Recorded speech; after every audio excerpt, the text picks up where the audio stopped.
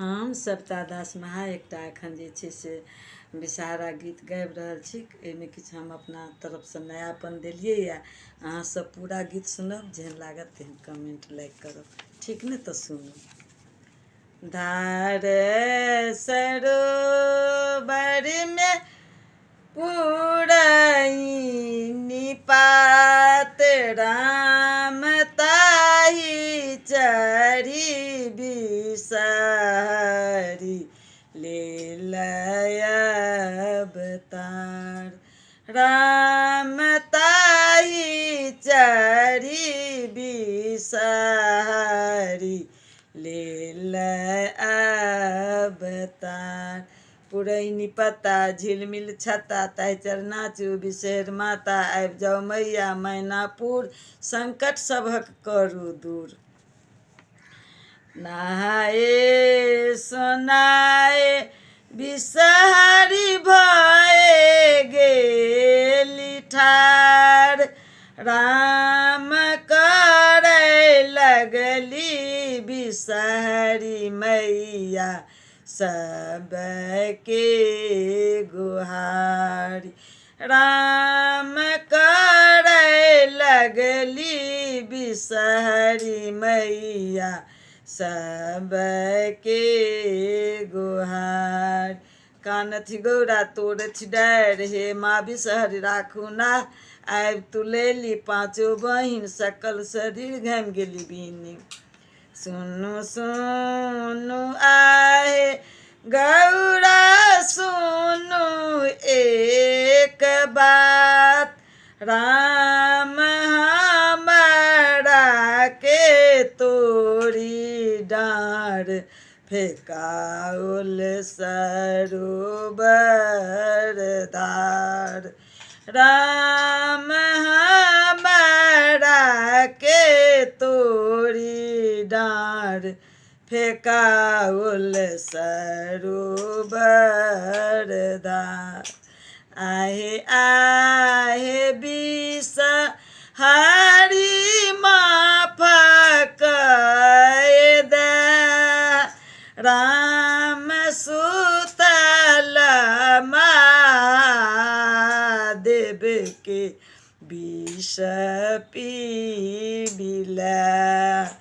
राम सुतल महादेव के विष पीबिले।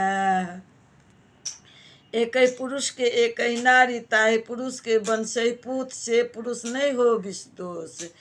सुनु सुनु आहे बिषहरी अरजी हमर, राम सावन नाग पंचमी में पूजा करब तोहर। राम सावन नाग पंचमी में पूजा करब तोहर।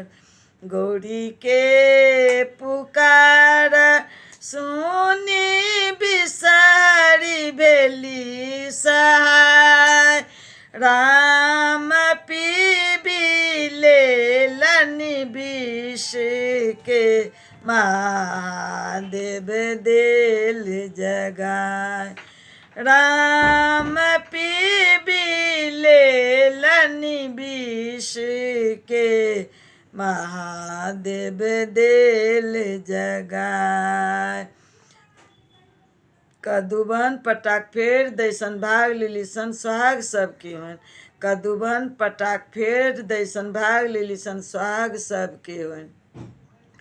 फल मद गुआ बानय वेद मद पान, राम कहथिन सविता दास बिषहरी भेली सहाय।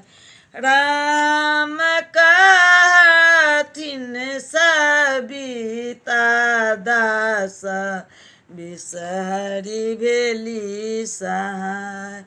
अन्हरा के आँखी देलनि कोढ़िया के काया राम बाजी के पुत्र देलनि हल सहित जाय।